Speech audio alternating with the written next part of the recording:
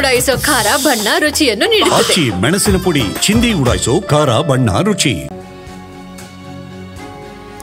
ಅಭಿನಯ ಸರಸ್ವತಿ ಬಿ ಸರೋಜಾದೇವಿಯವರು ಇನ್ನಿಲ್ಲ. ಬೆಳಗ್ಗೆ 9 ಗಂಟೆ ಸುಮಾರಿಗೆ ಮಲ್ಲೇಶ್ವರಂ ನಿವಾಸದಲ್ಲಿ ಸರೋಜಾದೇವಿಯವರು ವಿಧಿವಶರಾಗಿದ್ದಾರೆ. 87 ವರ್ಷ ವಯಸ್ಸಾಗಿತ್ತು. ವಯೋಸಹಜ ಅನಾರೋಗ್ಯ ಸಮಸ್ಯೆ ಇತ್ತು. ಕಳೆದ ಕೆಲ ತಿಂಗಳುಗಳಿಂದ, ವರ್ಷನೇ ಅಂತ ಹೇಳಬಹುದು, ಚಿತ್ರರಂಗದಲ್ಲಿ ಅವರು ಸಕ್ರಿಯರಾಗಿರಲಿಲ್ಲ, ಎಲ್ಲೂ ಕೂಡ ಕಾಣಿಸ್ಕೊಳ್ತಿರಲಿಲ್ಲ.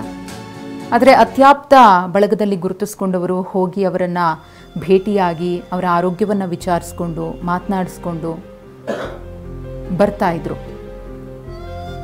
ಏನವರಿಗೆ ಅನಾರೋಗ್ಯ ಸಮಸ್ಯೆ ಇತ್ತು ಆ ಸಮಸ್ಯೆಗೆ ಚಿಕಿತ್ಸೆ ಕೂಡ ಪಡಿತಾ ಇದ್ರು.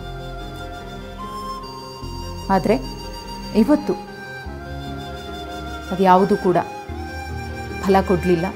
ತಮ್ಮ 87ನೇ ವರ್ಷ ವಯಸ್ಸಿಗೆ ಉಸಿರು ನಿಲ್ಲಿಸಿದ್ದಾರೆ ಬಿ ಸರೋಜಾದೇವಿಯವರು.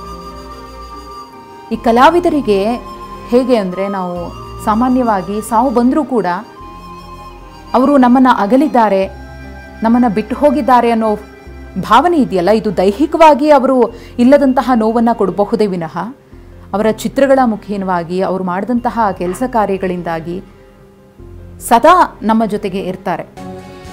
ಬಿ ಸರೋಜಾದೇವಿಯವರು ಕೂಡ ಹಾಗೇನೆ ದೈಹಿಕವಾಗಿ ನಮ್ಮಿಂದ ದೂರ ಆಗಿರಬಹುದು, ಆದರೆ ಸದಾ ಅಭಿಮಾನಿಗಳ ಮನಸ್ಸಿನಲ್ಲಿ ಅಜರಾಮರರಾಗಿರ್ತಾರೆ. 1938 ಜನವರಿ 7ರಂದು ನಟಿ ಬಿ ಸರೋಜಾದೇವಿಯವರ ಜನನ. ಸಿನಿಮಾ ಕ್ಷೇತ್ರದಲ್ಲಿ ಬಿ ಸರೋಜಾದೇವಿಯವರ ಸಾಧನೆ ಇದೆಯಲ್ಲ, ಇದು ಪದಗಳಿಗೆ ನಿಲುಕುವುದಿಲ್ಲ.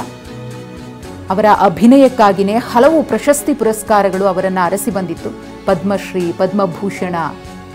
ಇನ್ನು ತಮಿಳುನಾಡು ಸರ್ಕಾರದಿಂದ ಜೀವಮಾನ ಸಾಧನೆಯ ಪ್ರಶಸ್ತಿಯನ್ನ ಬಿ ಸರೋಜಾದೇವಿಯವರು ಪಡ್ಕೊಂಡಿದ್ದಾರೆ. ಕಲೈಮಾಮಣಿ ಜೀವಮಾನ ಸಾಧನೆಯ ಪ್ರಶಸ್ತಿ ತಮಿಳುನಾಡು ಸರ್ಕಾರದಿಂದ ಸಿಕ್ಕಿದೆ. ಇನ್ನು ಕರ್ನಾಟಕ ಸರ್ಕಾರದಿಂದಲೂ ಕೂಡ ಜೀವಮಾನ ಸಾಧನಾ ಪ್ರಶಸ್ತಿ ಬಿ ಸರೋಜಾದೇವಿಯವರಿಗೆ ಒಲಿದು ಬಂದಿದೆ. ಇನ್ನೊಂದು ಹೆಗ್ಗಳಿಕೆ ಇತ್ತು ಬಿ ಸರೋಜಾದೇವಿಯವರಿಗೆ. ಅದೇನಪ್ಪ ಅಂದರೆ, ಅವರು ಕನ್ನಡದ ಮೊದಲ ಸೂಪರ್ ಸ್ಟಾರ್ ನಟಿ ಅನ್ನೋದು. ಎಲ್ಲ ರೀತಿಯ ಪಾತ್ರಗಳು, ಅದು ಯಾವುದೇ ಪಾತ್ರ ಇರಲಿ ಅದಕ್ಕೆ ಜೀವ ತುಂಬಿ ಕಣ್ಣಲ್ಲೇ ಅಭಿನಯಿಸ್ತಾ ಇದ್ದಂತಹ ಅಭಿನಯ ಸರಸ್ವತಿ. ಅದರಲ್ಲೂ ಭಾಗ್ಯವಂತರು ಸಿನಿಮಾ ಡಾಕ್ಟರ್ ರಾಜ್ಕುಮಾರ್ ಅವರ ಜೊತೆಗೆ, ಕಿತ್ತೂರು ಚೆನ್ನಮ್ಮ, ಯಾರಿವನು, ಹೀಗೆ ಸಾಲು ಸಾಲು ಸಿನಿಮಾಗಳು. ಇನ್ನು ತಮಿಳು ಚಿತ್ರರಂಗದಲ್ಲೂ ಕೂಡ ನಂಬರ್ 1 ಪಟ್ಟವನ್ನು ಅಲಂಕರಿಸ್ತಾರೆ. ಅಂದರೆ ಕನ್ನಡ ಚಿತ್ರರಂಗದಿಂದ ಹೋಗಿ ತಮಿಳು ಚಿತ್ರರಂಗದಲ್ಲಿ ಆ ಮಟ್ಟಿಗೆ ಹೆಸರನ್ನು ಮಾಡ್ತಾರೆ. 1958ರಿಂದ 1980ರವರೆಗೂ ಕೂಡ ಟಾಪ್ 1 ನಟಿ ಆಗಿರ್ತಾರೆ ಬಿ ಸರೋಜಾದೇವಿಯವರು.